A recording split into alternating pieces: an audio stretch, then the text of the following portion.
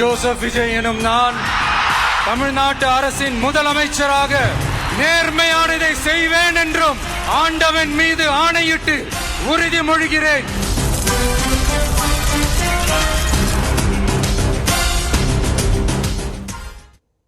இரண்டு மாதங்களுக்கு 500 யூனிட் வரை பயன்படுத்தும் வீட்டு மின் நுகர்வோருக்கு 200 யூனிட் வரை இலவசம் என்பது உள்ளிட்ட 3 உத்தரவுகளில் முதலமைச்சர் ஜோசப் விஜய் முதல் கையெழுத்திட்டார். ஜோசப் விஜய் எனும் நான்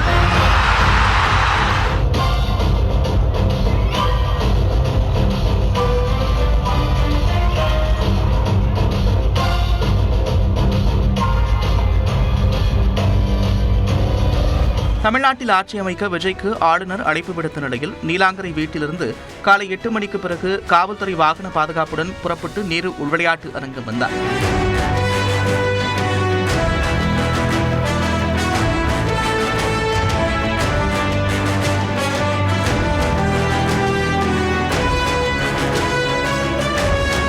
வெள்ளை சட்டை கருப்பு பேண்ட் அணிந்து வந்த விஜயை அரசு அதிகாரிகள் தாவேக நிர்வாகிகள் வரவேற்றனர். இதனையடுத்து பதவியேற்பு விழா மேடைக்கு விஜய் கருப்பு கோட் அணிந்து வந்தார். மாண்புமிகு தமிழ்நாடு முதலமைச்சராக பதவியேற்க உள்ள திரு சி. ஜோசப் விஜய் அவர்களை வருக வருக என்று வரவேற்கின்றோம். We extend a heartfelt welcome to the Honorable Chief Minister Designate Thiru C. Joseph Vijay. ஆளுநர் விழா மேடைக்கு வந்த நிலையில் விஜய்க்கு பதவி பிரமாணமும் ரகசிய காப்பு பிரமாணமும் செய்து வைத்தார். சி. ஜோசப் விஜய் எனும் நான் தமிழ்நாட்டு அரசின் முதலமைச்சர் என்ற முறையில் எனது கவனத்திற்குள்ளாவதும் தெரிய வருவதுமான எந்த பொருளையும் முதலமைச்சரின் கடமைகளை உரியவாறு நிறைவேற்ற தேவையான அளவுக்கன்றி ஒருவரிடமோ பலரிடமோ நேர்முகமாகவோ மறைமுகமாகவோ அறிவிக்கவோ வெளிப்படுத்தவோ மாட்டேன் என்று ஆண்டவன் மீது ஆணையிட்டு உறுதிமொழிகிறேன். விஜய் பதவியேற்ற போது அவரது பெற்றோர் நெகிழ்ச்சியுடன் காணப்பட்டனர்.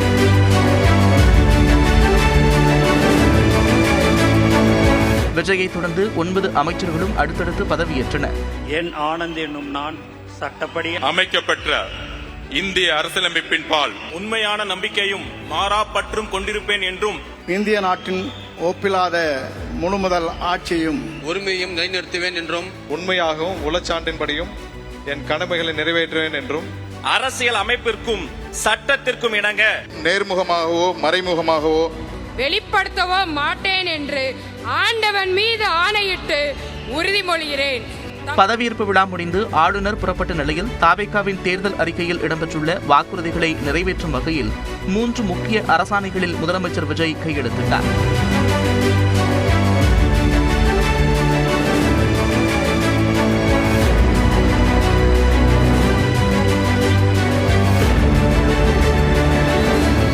அதன்படி 2 மாதங்களுக்கு 500 யூனிட் வரை மின்சாரம் பயன்படுத்தும் வீட்டு மின் நுகர்வோருக்கு 2 மாதங்களுக்கு 200 யூனிட் கட்டணமில்லா மின்சாரம் வழங்கப்படும்.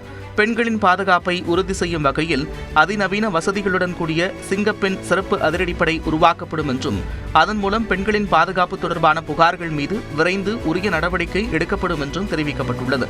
போதைப்பொருள் தொடர்பான குற்றங்களை தடுக்கும் வகையில் மாநிலம் முழுவதும் 65 போதைப்பொருள் தடுப்பு படை அமைக்கப்படும்.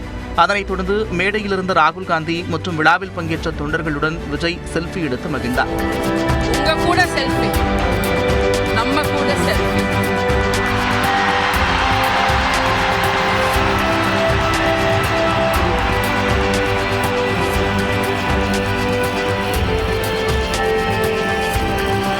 தொடர்ந்து தலைமை செயலகம் நோக்கி சென்ற முதலமைச்சருக்கு வழிநெடுங்கிலும் தாவேக தொண்டர்களும் பொதுமக்களும் உற்சாக வரவேற்பு அளித்தனர்.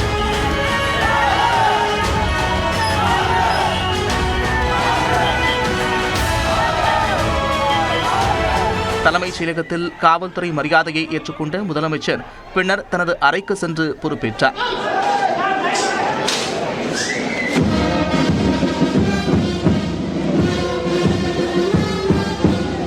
முதலமைச்சருக்கு பல்வேறு துறை அதிகாரிகளும் நேரில் வாழ்த்து தெரிவித்த நிலையில் சட்டம் ஒழுங்கு குறித்தும் உயர் அதிகாரிகளுடன் ஆலோசனை நடத்தினார். அப்போது பெண்கள் பாதுகாப்பை மேம்படுத்தவும் போதைப் பொருட்கள் குற்றங்களை தடுக்க கடுமையான நடவடிக்கைகளை மேற்கொள்ளவும் முதலமைச்சர் உத்தரவிட்டார். ஆட்சியில் தவறு செய்ய மாட்டேன், செய்யவும் விடமாட்டேன் என்று உறுதியளித்துள்ள முதலமைச்சர் விஜய் தமிழக நிதிநிலை பற்றி வெள்ளை அறிக்கை வெளியிடுவேன் என்றும் உறுதியளித்துள்ளார்.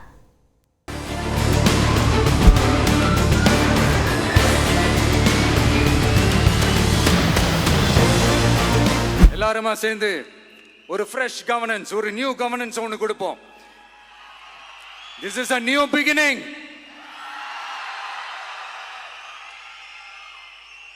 A new era of a real, secular, social justice starts now. தமிழ்நாட்டு மக்களுக்கு முதலமைச்சர் விஜய் விடுத்த அழைப்புதான் இது. தமிழ்நாட்டின் முதலமைச்சராக பதவியேற்றுக் கொண்ட பின்னர் மக்கள் மத்தியில் உரையாற்றிய விஜய் தான் சினிமாவில் கஷ்டப்பட்டு வெற்றி பெற வேண்டுமென இருந்த சாதாரண உதவி இயக்குநருக்கு பிறந்த பிள்ளை என்றும் தனக்கும் வறுமையும் பசியும் தெரியும் என்றும் உருக்கமாக கூறினார். நான் ஒன்றும் பெரிய மன்னர் பரம்பரையிலிருந்தெல்லாம் வந்துடல. உங்களை மாதிரி தான், உங்கள ஒருத்த மாதிரி தான், உங்க குடும்பத்துல ஒருத்த மாதிரி தான், உங்க புள்ள மாதிரி தான், உங்க மகன் மாதிரி தான், உங்க அண்ணன் மாதிரி தான், உங்க தம்பி மாதிரி தான். அப்படிதான் நான் உணர்றேன். எது சாத்தியமோ அது மட்டும்தான் செய்வேன் என்றும் விஜய் திட்டவட்டமாக கூறினார். நான் ஒன்றும் தேவ தூதன்லாம் கிடையாது. நானும் ஒரு இயல்பான ஒரு வாழ்க்கை வாழ்ற ஒரு சாதாரணமான மனுஷன்தான். நான் முன்னாடியே சொன்ன மாதிரி அது செய்வேன் இது செய்வேன்னு பொய்யான வாக்குறுதிகள்லாம் கொடுத்து உங்களை நான் ஏமாத்த மாட்டேன். எது சாத்தியமோ அது மட்டும்தான் நான் செய்வேன். இம்மிடியேட்டா உங்க மனசுல ஒரு கேள்வி ஒண்ணு வரலாம், அப்ப சாத்தியம் இல்லாததை செய்ய மாட்டாங்களா, செய்ய முடியாதா அப்படின்ற ஒரு கேள்வி ஒண்ணு வரலாம். இத்தனை கோடி மக்கள் என் கூட இருக்கும் போது எது வந்தாலும் பாத்துக்கலாம், என்ன வந்தாலும் பாத்துக்கலாம். தமிழகத்தின் நிதி நிலைமை மோசமாக உள்ளதாகவும் முந்தைய ஆட்சியாளர்கள் 10 லட்சம் கோடி ரூபாய் கடன் வாங்கி கஜானாவை காலி செய்துவிட்டு சென்றிருப்பதாகவும் முதலமைச்சர் கவலை தெரிவித்தார். உள்ள போய் பார்த்தாதான் தெரியும் எது எந்த நிலைமையில இருக்குன்னு, என்ன இருக்கு என்ன இல்ல, எது எந்த நிலைமையில இருக்கு எது எந்த நிலைமையில இல்ல. சோ அதையெல்லாம் பார்த்துட்டு உங்களுக்கு ஒரு வெள்ளை அறிக்கையா அதை வெளியிடணும்னு நான் நினைக்கிறேன். ஒரு டிரான்ஸ்பரண்டான ஒரு கவர்மெண்டா, அதாவது இன்னைக்கு நம்ம தமிழ்நாடு கவர்மெண்ட் இந்த நிலைமையில தான் இருக்கு அப்படின்றத உங்ககிட்ட சொல்லிட்டு I just want to take it forward from there. அரசு நிர்வாகம் வெளிப்படையுடன் இருக்கும் என்று உறுதிபட கூறிய முதலமைச்சர் விஜய் தனது வாக்குறுதிகளை நிறைவேற்ற அவகாசம் கொடுக்க வேண்டும் என்று கேட்டுக்கொண்டார். தமிழ்நாடு பொறுத்த வரைக்கும் யாரையாவது போய் ஏதாவது சந்திக்கணும் அப்படின்னா இந்த மூஞ்ச மூடிக்கிட்டு போய் சந்திக்கிறதோ, என்ன இந்த மறைமுகமா உங்களுக்கு தெரியாம போய் சந்திக்கிறதோ அப்படியெல்லாம் நான் செய்ய மாட்டேன். எதுவா இருந்தாலும் வெளிப்படையாக ஒளிவு மறைவு இல்லாம தான் நான் செய்வேன். தொடர்ந்து பேசிய முதலமைச்சர் விஜய் மக்கள் பணத்தில் ஒரு பைசாவையும் தொட மாட்டேன் என்றும் தவறு செய்ய மாட்டேன் என்றும் உறுதியளித்தார். இந்த விஷயம் தப்பு பண்ண மாட்டான், தப்பு பண்ணவும் விட மாட்டான். அது யாராக இருந்தாலும் சரி, என்னோட கவர்மெண்ட்ல என் கூடவே இருக்கிறவங்களாகவும் சரி விட மாட்டான். சப்போஸ் யாருக்காவது அப்படி ஒரு எண்ணம் மனசுல இருந்துச்சுன்னா நம்ம ஜெயிச்சுட்டோம், ஒரு ஆட்டம் ஆடி பார்க்கலாம் அப்படின்ற எண்ணம் யாருக்காவது இருந்துச்சுன்னா இப்பவே இந்த நிமிஷமே அதை எரேஸ் பண்ணிருங்க. பெண்களுக்கான பாதுகாப்பை உறுதி செய்வேன் என்றும் போதைப் பொருள் கலாச்சாரத்தை ஒழிக்க நடவடிக்கை எடுப்பேன் என்றும் உறுதியளித்த முதலமைச்சர் விஜய் தனது ஆட்சியில் ஒரே அதிகார மையம் மட்டும்தான் இருக்கும் என்றும் தெரிவித்தார். இங்க ஒரே சென்டர் தான், என் தலைமையில் உண்டான சென்டர். இந்த பக்கம் ஒரு சென்டர், இந்த பக்கம் ஒரு பவர் சென்டர், அங்க ஒரு பவர் சென்டர், அதெல்லாம் கிடையவே கிடையாது. இப்பவே சொல்லிடுறேன். சிறுபான்மையினருக்காக தனது அரசு துணை நிற்கும் என்றும் இந்து இஸ்லாம் கிறிஸ்தவர்களுக்கான முகம்தான் தனது முகம் என்றும் முதலமைச்சர் தெரிவித்தார். ராகுல் காந்தியை சகோதரர் என்று வாஞ்சையுடன் குறிப்பிட்டு பேசிய விஜய் தனது அரசுக்கு ஆதரவளித்த தலைவர்களுக்கும் நன்றி தெரிவித்துக் கொண்டார். அதன் பிறகு மேடையில் உள்ள தலைவர்களுடன் விஜய் செல்ஃபி எடுத்துக் கொண்டதுடன் அனைவருடனும் ஒன்றாக கைகோர்த்து நின்று மகிழ்ச்சியை வெளிப்படுத்தினார்.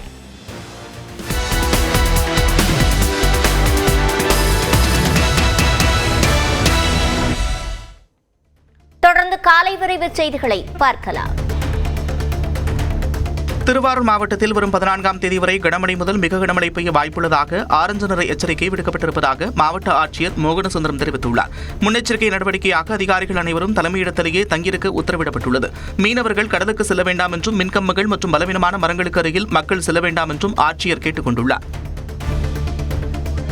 கொடைக்கானலில் கோடை சீசன் மற்றும் வார விடுமுறையை ஒட்டி சுற்றுலா பயணிகளின் வருகை பன்மடங்கு அதிகரித்துள்ளது. தூண்பாறை, குணா குகை மற்றும் பைன்மர காடுகளில் நிலவும் இதமான சூழலை சுற்றுலா பயணிகள் ஆர்வத்துடன் ரசித்து வருகின்றனர். நட்சத்திர ஏரியில் படகு சவாரி செய்தும், பிரைன் பூங்காவில் பூத்து குலுங்கும் மலர்களை கண்டும் பயணிகள் உற்சாகமடைந்தனர். இதனால் சுற்றுலா தொழில் புரிவோர் மிகுந்த மகிழ்ச்சி அடைந்துள்ளனர். நீலகிரி மாவட்டம் கூடலூர் அருகே உள்ள மொளப்பள்ளி கிராமத்தில் நள்ளிரவில் வனப்பகுதியில் இருந்து வெளியேறிய யானை ஒன்று குடியிருப்புகளுக்குள் புகுந்து வீட்டின் முன்பாக உலா வந்தது. அப்போது வீடுகளில் அமைக்கப்பட்டிருந்த அலாரம் எச்சரிக்கை ஒலி கேட்டவுடன் அந்த யானை அங்கிருந்து மெதுவாக நகர்ந்து சென்றது.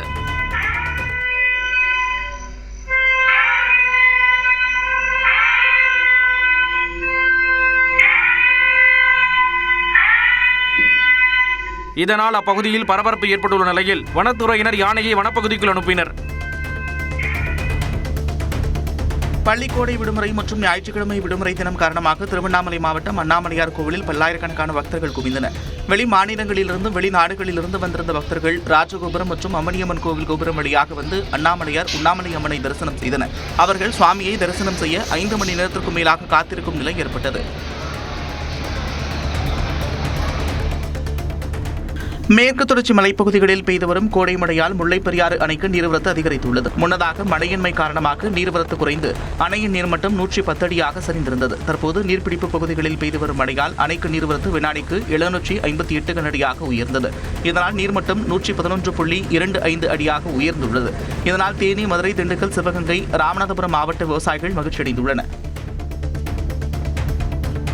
திருவாரூர் தியாகராஜர் கோவிலில் தெப்பத் திருவிழா விமர்சையாக நிறைவு பெற்றது.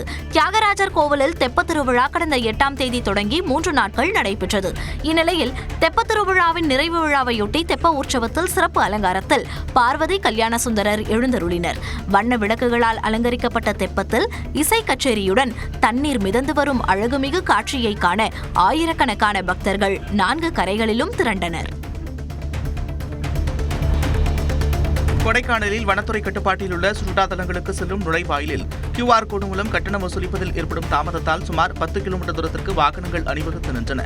இதனால் குணா குகை, பிலராக் போன்ற இடங்களுக்கு செல்லும் சுற்றுலா பயணிகள் 4 மணி நேரத்திற்கும் மேலாக வாகனங்களில் காத்திருக்கும் சூழல் ஏற்பட்டது. கழிப்பறை மற்றும் உணவு வசதியின்றி பெண்கள், குழந்தைகள் அவதியடைந்த நிலையில் இந்த நெரிசலை தவிர்க்க மாவட்ட நிர்வாகம் உடனடி நடவடிக்கை எடுக்க வேண்டும் என்று பயணிகள் கோரிக்கை விடுத்தனர். மேற்கு தொடர்ச்சி மலைப்பகுதிகளில் பெய்த மழையின் காரணமாக புத்துயிர் பெற்ற கன்னியாகுமரி திருப்பரப்பு அருவிக்கு சுற்றுலா பயணிகளின் வருகை அதிகரித்துள்ளது. கோடை வெயில் காரணமாக கடந்த சில நாட்களாக தண்ணீர் வரத்து குறைந்திருந்த திருப்பரப்பு அருவிக்கு கடந்த 3 நாட்களில் பெய்த மழையின் காரணமாக நீர்வரத்து தொடங்கியது. இந்நிலையில் ஞாயிற்றுக்கிழமை விடுமுறையை கழிக்க திருப்பரப்பு அருவியில் திரளான சுற்றுலா பயணிகள் குவிந்தனர். திருப்பூர் மாவட்டம் உடுமலை அருகே உள்ள திருமூர்த்திமலை பஞ்சலிங்க அருவியில் கோடை விடுமுறை மற்றும் ஞாயிற்றுக்கிழமையொட்டி ஏராளமான சுற்றுலா பயணிகள் குவிந்தனர். கடும் வெயிலின் தாக்கத்தை போக்க அருவியில் கொட்டும் சில்லென்ற நீரில் சுற்றுலா பயணிகள் குழந்தைகளுடன் உற்சாகமாக குளித்து மகிழ்ந்தனர்.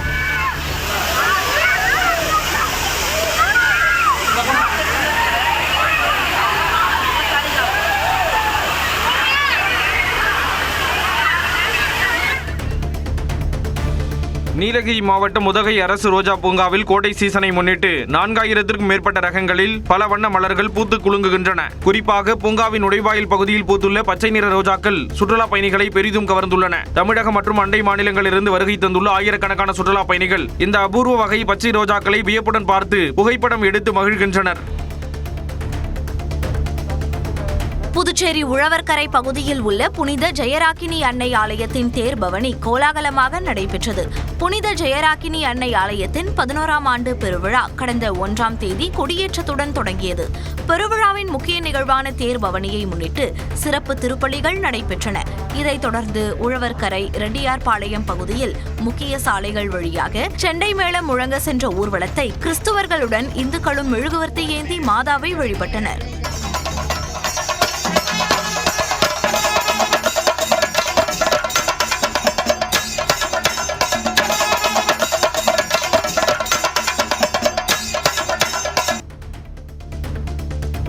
கோயில் குடமுழுக்கு நினைவு கல்வெட்டுகளில் சாதி பெயர்களை சேர்க்க ஒருபோதும் அனுமதி அளிக்க முடியாது என உயர்நீதிமன்ற மதுரை கிளை உத்தரவு பிறப்பித்துள்ளது. தஞ்சாவூரைச் சேர்ந்த ஐயாக்கண்ணி என்பவர் தொடர்ந்த வழக்கை விசாரித்த நீதிபதி பரத சக்கரவர்த்தி கடவுளின் சன்னதியிலேயே சாதி பெருமையை நிலைநாட்ட முயல்வது பொருத்தமற்றது என தெரிவித்துள்ளார். மேலும் இத்தகைய கல்வெட்டுகளை கோயிலின் நுழைவாயில், அர்த்த மண்டபம் அல்லது கருவறையில் அமைக்கக்கூடாது என்றும் பாரம்பரிய கட்டமைப்பிற்கு சேதம் விளைவிக்காத வகையில் அதிகாரிகளால் ஒதுக்கப்படும் இடங்களில் மட்டுமே அமைக்கப்பட வேண்டும் என்றும் நிபந்தனை விதிக்கப்பட்டுள்ளது.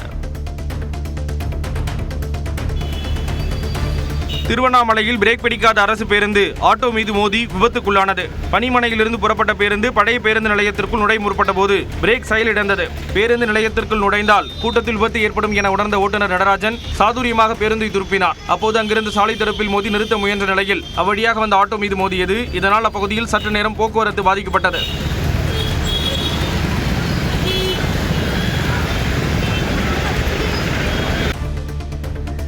சிவகங்கை மாவட்டம் திருப்புவனம் அருகே இருசக்கர வாகனத்தை திருடியவரை பிடித்துக் கொடுத்தவர் கொலை செய்யப்பட்ட வழக்கில் 6 பேர் கைது செய்யப்பட்டுள்ளனர். கடந்த 2ஆம் தேதி தட்டாங்குளத்தைச் சேர்ந்த 24 வயதான விவேக் என்பவர் தனது இருசக்கர வாகனத்தை திருடிய முத்துராமன் என்பவரை பிடித்து காவல்துறையில் ஒப்படைத்தார். இந்நிலையில் கடந்த 8ஆம் தேதி விவேக்கை சிலர் வெட்டி கொலை செய்தனர். அதனை கண்டித்து உறவினர்கள் போராட்டத்தில் ஈடுபட்டனர். இது தொடர்பாக 2 சிறார்கள் உட்பட 6 பேர் தற்போது கைது செய்யப்பட்டுள்ளனர். ராமநாதபுரம் மாவட்டம் திருவாடனை அருகே 2 கார்களிலிருந்து 320 கிலோ கஞ்சா பறிமுதல் செய்யப்பட்டது. ரகசிய தகவலின் பேரில் கார்களை பின்தொடர்ந்து சென்ற காவல்துறையினர் கஞ்சா கடத்தப்படுவதை உறுதி செய்தனர். இதனை கவனித்த கடத்தல்காரர்கள் ஒரு காரை மங்களக்குடியிலும் மற்றொரு காரை அஞ்சுக்கோட்டையிலும் சாலையோரம் நிறுத்திவிட்டு தப்பியோடினர்.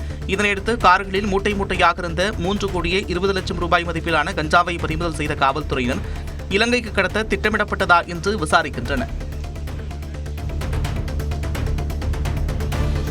கிருஷ்ணகிரி மாவட்டம் பர்கூர் அருகே 13 வயது சிறுமியை பாலியல் வன்கொடுமை செய்த தந்தை போக்சோ சட்டத்தில் கைது செய்யப்பட்டுள்ளார். சிறுமிக்கு கடந்த ஆண்டு முதல் தந்தை பாலியல் தொல்லை கொடுத்து வந்ததாக கூறப்படுகிறது. இதுகுறித்து சிறுமியின் தாய் அளித்த புகாரின் பேரில் காவல்துறையினர் தந்தையை கைது செய்து விசாரணை நடத்தி வருகின்றனர். தேனி மாவட்டம் கம்பத்தில் வேலைக்கு சென்ற இளம்பெண்ணை கத்தியால் குத்தி கொலை முயற்சியில் ஈடுபட்ட இளைஞர் கைது செய்யப்பட்டார். கூடலூர் பகுதியைச் சேர்ந்த ஜெயக்குமார் என்பவர் கடந்த சில நாட்களாக இளம்பெண்ணை பின்தொடர்ந்து காதலிக்குமாறு வற்புறுத்தி தொந்தரவு செய்து வந்ததாக கூறப்படுகிறது. இந்நிலையில் நேற்று அவரை வழிமறித்து தகராறில் ஈடுபட்டு கத்தியால் முதுகில் குத்தியுள்ளார். காயமடைந்த பெண் மருத்துவமனையில் சிகிச்சை பெற்று வரும் நிலையில் காவல்துறையினர் ஜெயக்குமாரை கைது செய்தனர். அவர் மீது கஞ்சா உள்ளிட்ட பல்வேறு குற்ற வழக்குகள் நிலுவையில் இருப்பது விசாரணையில் தெரியவந்துள்ளது. திருவண்ணாமலை தேசிய நெடுஞ்சாலைகளில் போக்குவரத்தை சீர் செய்ய அமைக்கப்பட்ட பிளாஸ்டிக் தடுப்புகள் முழுமையாக சேதமடைந்து கிடப்பதால் விபத்து ஏற்படும் அபாயம் உருவாகியுள்ளது. அதிவேகமாக வரும் வாகனங்கள் மோதியதில் தடுப்புகள் உடைந்த நிலையில் அவற்றை நிலைநிறுத்த பயன்படுத்தப்பட்ட கூர்மையான போல்ட் நட்டுகள் சாலை நடுவே அகற்றப்படாமல் உள்ளன. இதனால் இருசக்கர வாகனங்களின் டயர்கள் சேதமடைவதோடு ஓட்டுநர்கள் நிலை தடுமாறி விடும் சூழல் நிலவுகிறது. விபத்துக்களை தவிர்க்க சாலை நடுவே உள்ள இரும்பு நட்டுகளை உடனடியாக அகற்ற வேண்டும் என வாகன ஓட்டிகள் கோரிக்கை விடுத்துள்ளனர். தூத்துக்குடி மாவட்டம் கோவில்பட்டியில் நடைபெற்று வரும் வ.உ.சி. துறைமுக ஆணைய கோப்பைக்கான மாநில ஹாக்கி போட்டியின் 2ஆம் நாள் ஆட்டங்கள் விறுவிறுப்பாக நடைபெற்றன. இதில் திருச்சி, சென்னை, திருநெல்வேலி மற்றும் கோயம்புத்தூர் உள்ளிட்ட மாவட்ட அணிகள் தங்களது ஆட்டங்களில் அபார வெற்றி பெற்றன. போட்டிகளின் முடிவில் புள்ளிகள் அடிப்படையில் தூத்துக்குடி மற்றும் அரியலூர் மாவட்ட அணிகள் காலிறுதிப் போட்டிக்கு தகுதி பெற்றுள்ளன. விறுவிறுப்பான கட்டத்தை எட்டியுள்ள இந்த ஹாக்கி தொடரை காண விளையாட்டு ஆர்வலர்கள் மைதானத்தில் திரண்டனர்.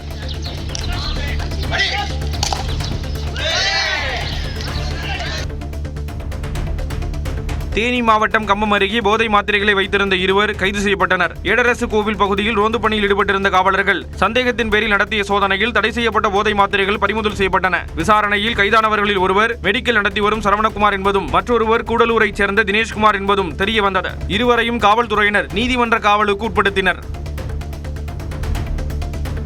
திருப்பத்தூர் மாவட்டம் வாணியம்பாடி அருகே மாநில எல்லை வழியாக நடைபெறும் சட்டவிரோத கடத்தல்களை தடுக்க திம்மம்பேட்டை போலீசார் தீவிர நடவடிக்கையில் இறங்கியுள்ளனர். மாவட்ட எஸ்பி சியாமலா தேவி உத்தரவின் பேரில் ஜோதி நகர் மற்றும் மோட்டூர் சந்திப்பு உள்ளிட்ட பகுதிகளில் அதிநவீன சிசிடிவி கேமராக்கள் பொருத்தப்பட்டு 24 மணி நேரமும் வாகன போக்குவரத்து கண்காணிக்கப்பட உள்ளது. இதன் மூலம் மதுபான மணல் கடத்தலில் ஈடுபடுவோரை கண்டறிந்து அவர்கள் மீது கடுமையான சட்ட நடவடிக்கை எடுக்கப்படும் என மாவட்ட காவல்துறை எச்சரித்துள்ளது.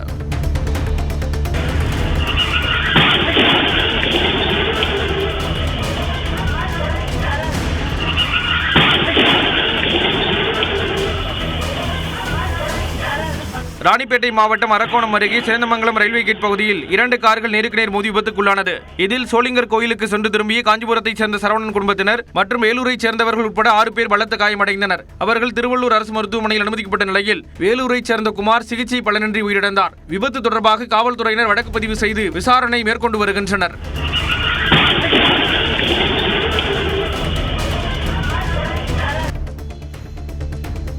சென்னையில் அரசு பேருந்தில் பயணி தவறவிட்ட பர்ஸை காவல் நிலையத்தில் ஒப்படைத்த ஓட்டுநர் மற்றும் நடத்துனரை காவல் ஆய்வாளர் சால்வை அணிவித்து பாராட்டினார். திருப்பத்தூரில் இருந்து சென்னை வந்த அரசு பேருந்தில் பயணித்த நபர் தனது மணி பர்ஸை பேருந்திலேயே விட்டுச் சென்றுள்ளார். அதில் 4000 ரூபாய் மற்றும் ஆவணங்கள் இருந்த நிலையில் அதை ஓட்டுநர் குமரேசன் மற்றும் நடத்துனர் ஸ்ரீராமுலு காவல் நிலையத்தில் ஒப்படைத்தனர். தேனி வீரபாண்டி கௌமாரி அம்மன் கோயில் சித்திரை திருவிழாவை முன்னிட்டு திண்டுக்கல் தேனி தேசிய நெடுஞ்சாலையில் போக்குவரத்து மாற்றம் மேற்கொள்ளப்பட்டுள்ளது. அதன்படி மே 12ஆம் தேதி முதல் 19ஆம் தேதி வரை தேனியிலிருந்து வீரபாண்டி வழியாக கம்பம் குமுளி செல்லும் வாகனங்கள் கோடாந்திபுரம் விலக்கு வழியாகவும், மறுமார்க்கத்தில் குமுளியிலிருந்து வீரபாண்டி வழியாக மதுரை நோக்கி செல்லும் வாகனங்கள் தப்புகுண்டு, தாடிச்சேரி, அரண்மனைப்புதூர் மார்க்கத்தில் செல்லவும் அறிவுறுத்தப்பட்டுள்ளது. நாகை மாவட்டம் நெல்லுக்கடை மாரியம்மன் கோயிலில் சித்திரை திருவிழாவின் முக்கிய நிகழ்ச்சிகளான தேரோட்டம் மற்றும் செடில் உற்சவம் வெகு விமர்சையாக நடைபெற்றன. காத்தவராய சுவாமி செடில் மரத்தில் ஏறும் நிகழ்வை தொடர்ந்து பக்தர்கள் தங்கள் குழந்தைகளை செடில் மரத்தில் ஏற்றி பிரார்த்தனை செய்தனர். தொடர்ந்து நடைபெற்ற திருத்தேரோட்டத்தை நாகை நகராட்சி தலைவர் மாரிமுத்து வடம் பிடித்து தொடங்கி வைத்தார். விழாவையொட்டி பக்தர்கள் மாவிளக்கு போட்டு காவடி எடுத்து வழிபாடு செய்தனர்.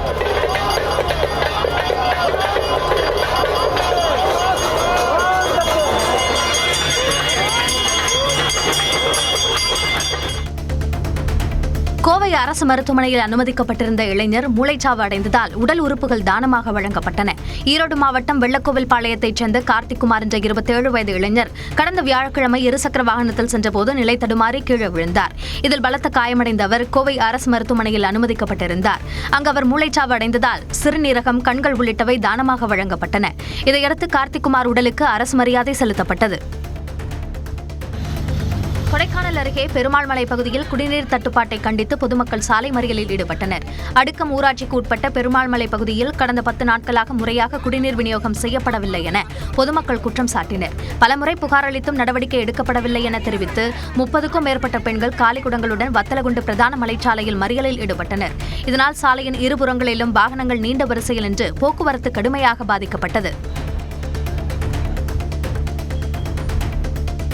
சென்னை கூனஞ்சாவடி பகுதியில் உள்ள தனியார் ஆண்கள் விடுதியில் நள்ளிரவில் மர்ம நபர் ஒருவர் புகுந்து செல்போன் மற்றும் விலை உயர்ந்த ப்ளூடூத் உள்ளிட்ட பொருட்களை திருடியிருக்கிறார். கோடை வெப்பம் காரணமாக மாணவர்கள் மற்றும் பணியாளர்கள் அறையின் கதவை திறந்து வைத்து தூங்கியதாக கூறப்படுகிறது. அப்போது முகக்கவசத்துடன் வந்த நபர் பொருட்களை திருடிச் சென்றிருக்கிறார். இது தொடர்பான சிசிடிவி காட்சிகளின் அடிப்படையில் காவல்துறையினர் விசாரிக்கின்றனர். புதுச்சேரியில் நடைபெற்ற கம்பன் விழாவில் தமிழ் தாய் வாழ்த்து அவமதிக்கப்பட்டதாக கூறி தமிழ் ஆதரவு அமைப்பினர் போராட்டத்தில் ஈடுபட்டனர். 59வது ஆண்டாக கம்பன் விழாவை புதுச்சேரி துணைநிலை ஆளுநர் கைலாசநாதன் கடந்த வெள்ளிக்கிழமை தொடங்கி வைத்தார். இந்த விழாவில் முதலாவதாக வந்தே மாதரம், 2வதாக தேசிய கீதம், 3வதாக தமிழ் தாய் வாழ்த்து பாடப்பட்டது. இதனால் தமிழ் தாய் வாழ்த்து அவமதிக்கப்பட்டதாக கூறி தமிழ் ஆதரவு அமைப்பினர் போராட்டம் நடத்தினர். அவர்களுக்கும் காவல்துறையினருக்கும் இடையே வாக்குவாதம் ஏற்பட்டது.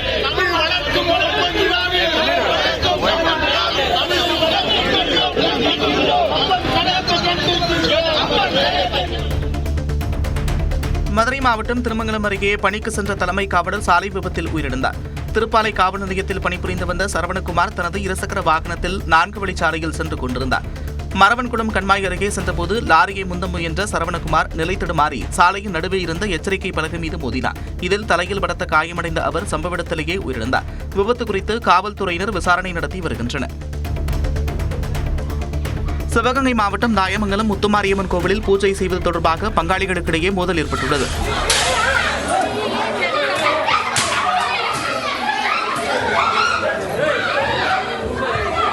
முத்துமாரியம்மன் கோவில் பூஜை செய்வது தொடர்பாக பூசாரி முத்துக்குமாருக்கும் அவரது உறவினர்களுக்கும் இடையே பிரச்சனை இருந்ததாக கூறப்படுகிறது.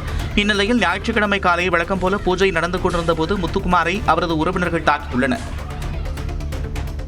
வார விடுமுறையொட்டி திருச்செந்தூர் முருகன் கோயிலில் பக்தர்கள் கூட்டம் அலைமோதியது. கோடை விடுமுறை முன்னிட்டு திருச்செந்தூரில் குவிந்த பக்தர்கள் சுமார் 6 மணி நேரத்திற்கும் மேலாக காத்திருந்து சுவாமி தரிசனம் செய்தனர். ஞாயிற்றுக்கிழமை என்பதால் பல்வேறு பகுதிகளிலிருந்து வருகை தந்த பொதுமக்கள் மற்றும் பக்தர்கள் கோவில் முன்புள்ள கடலில் புனித நீராடி நாளை கிணற்றில் குளித்துவிட்டு கோவிலுக்கு வந்தனர். அவர்கள் பொது தரிசன வரிசை, 100 ரூபாய் கட்டண வரிசைகளில் 5 முதல் 6 மணி நேரம் வரையில் காத்திருந்து முருகனை வழிபட்டு சென்றனர். தென்காசி மாவட்டம் குற்றாலத்தில் பெய்து வரும் கோடை மழையினால் ஐந்தருவி மற்றும் சிற்றருவியில் தண்ணீர் வரத்து தொடங்கியுள்ளது. வார விடுமுறையை ஒட்டி ஆயிரக்கணக்கான சுற்றுலா பயணிகள் குவிந்ததால் ஐந்தருவி சாலையில் கடும் போக்குவரத்து நெரிசல் ஏற்பட்டது. இந்நிலையில் சிற்றருவியில் குளிப்பதற்கான கட்டணத்தை வனத்துறையினர் ₹20 உயர்த்தியிருப்பது சுற்றுலா பயணிகளிடையே அதிருப்தியை ஏற்படுத்தியுள்ளது. விரைவில் சீசன் தொடங்க உள்ள நிலையில் மெயின் அருவி மற்றும் பழைய குற்றாலம் அருவிகளில் நடைபெற்று வரும் பராமரிப்பு பணிகளை விரைந்து முடிக்க வேண்டும் என உள்ளூர் மக்கள் கோரிக்கை விடுத்துள்ளனர். கோடை விடுமுறையை முன்னிட்டு கன்னியாகுமரி சுற்றுலா பயணிகள் கூட்டம் அதிகரித்துள்ளது. முக்கடல் சங்கமிக்கும் கடற்கரையில் அதிகாலை சூரிய உதயத்தை காண ஏராளமானோர் திரண்டனர். ஆனால் மேகமூட்டம் காரணமாக சூரிய உதயத்தை முழுமையாக காண முடியாததால் சுற்றுலா பயணிகள் ஏமாற்றமடைந்தனர். இதையடுத்து பலர் கடலில் குளித்தும் கடற்கரையில் புகைப்படங்கள் எடுத்தும் மகிழ்ந்தனர். மேலும் பகவதி அம்மன் கோயில், விவேகானந்தர் நினைவு மண்டபம், கண்ணாடி பாலம், திருவள்ளுவர் சிலை உள்ளிட்ட சுற்றுலா தலங்களிலும் பொதுமக்கள் கூட்டம் காணப்பட்டது. தருமபுரி மாவட்டத்தில் உள்ள ஒகேனக்கல் சுற்றுலா தலத்தில் கோடை விடுமுறையை முன்னிட்டு சுற்றுலா பயணிகள் வருகை அதிகரித்துள்ளது. சுற்றுலா பயணிகளுக்கான அடிப்படை வசதிகள் தொடர்பாக நடைபெற்று வரும் பணிகளை மாவட்ட ஆட்சியர் ரே சதீஷ் திடீரென ஆய்வு செய்தார். நுழைவு வாயில், பார்வையாளர் மாடம், டிக்கெட் கவுண்டர், பரிசல் நிறுத்துமிடம், உணவகம், நடைபாதை உள்ளிட்ட பகுதிகளை நேரில் பார்வையிட்டார். சுற்றுலா பயணிகளுக்கும் சமையல் பணியாளர்களுக்கும் தேவையான குடிநீர் உள்ளிட்ட வசதிகளை மேம்படுத்த அதிகாரிகளுக்கு அறிவுறுத்தினார். ராணிப்பேட்டை மாவட்டம் தேவதானம் அருகே பெங்களூரு சென்னை தேசிய நெடுஞ்சாலையில் சொகுசு பேருந்து விபத்திற்குள்ளானதில் 15 பேர் காயமடைந்தனர். பெங்களூருவிலிருந்து 35க்கும் மேற்பட்ட பயணிகளுடன் சென்னை சென்ற சொகுசு பேருந்தின் டயர் திடீரென வெடித்ததால் ஓட்டுநரின் கட்டுப்பாட்டை இழந்து எதிர்திசை சாலையை கடந்து சென்று பள்ளத்தில் கவிழ்ந்தது. இதில் 15க்கும் மேற்பட்ட பயணிகள் லேசாக காயமடைந்தனர். அனைவரும் வாலாஜாபேட்டை அரசு மருத்துவமனையில் சிகிச்சை பெற்றனர். திண்டுக்கல்லில் உள்ள தனியார் மஹாலில் திரைப்பட நடிகர் விமலின் குழந்தைகளான ஆகர் மற்றும் ஆத்மிகாவின் காதணி விழா மிக விமரிசையாக நடைபெற்றது. தமிழர்களின் பாரம்பரிய கலைகளான ஒயிலாட்டம், மயிலாட்டம் மற்றும் தாரைத்தப்பட்டை முழங்க தாய்மாமன் சீர்கொண்டு வரப்பட்டு விழாக்களை கட்டியது. நடிகர்கள் சூரி, வித்தார்த், பாலசரவணன், இயக்குநர் சிம்புதேவன் உள்ளிட்ட பல திரையுலக நட்சத்திரங்கள் நேரில் பங்கேற்று குழந்தைகளை வாழ்த்தினர். சங்ககிரி அருகே வாகனம் மோதி சிறுத்தை உயிரிழந்த நிலையில் வாகன ஓட்டிகள் கவனமாக செல்ல எச்சரிக்கை விடப்பட்டுள்ளது. சேலம் மாவட்டம் சங்ககிரி அருகே கடந்த ஓராண்டாக இரவு நேரத்தில் சாலையில் உலா வந்த ஆண் சிறுத்தை அடையாளம் தெரியாத வாகனம் மோதி உயிரிழந்தது. தேவண்ணா கவுண்டனூர் ஊராட்சியில் சூரியமலை, ஒருக்காமலை ஆகிய வனப்பகுதிகளில் ஆண் சிறுத்தை ஒன்று இரவு நேரத்தில் சுற்றித் திரிந்து வந்தது. சனிக்கிழமை இரவு கோவை சேலம் நெடுஞ்சாலையில் கலியனூர் பைபாஸ் பகுதியில் சாலையை கடக்க முயன்றபோது வாகனம் மோதி சம்பவ இடத்திலேயே உயிரிழந்தது. தகவல் அறிந்து வந்த வனத்துறையினர் சிறுத்தையின் உடலை கைப்பற்றி பிரேத பரிசோதனைக்காக கால்நடை மருத்துவமனைக்கு அனுப்பினர். நாமக்கல் மாவட்டம் வெப்படை அருகே சாலையை கடக்க முயன்ற லாரி மீது மோதுவதை தவிர்க்க முயன்ற தனியார் பேருந்து கட்டுப்பாட்டை இழந்து எதிரே வந்த காரின் மீது பயங்கரமாக மோதியது. காரை ஓட்டி வந்தவர் காயத்துடன் நல்வாய்ப்பாக உயிர் தப்பிய நிலையில் பேருந்து பயணிகள் 40க்கும் மேற்பட்டோர் காயமின்றி தப்பினர்.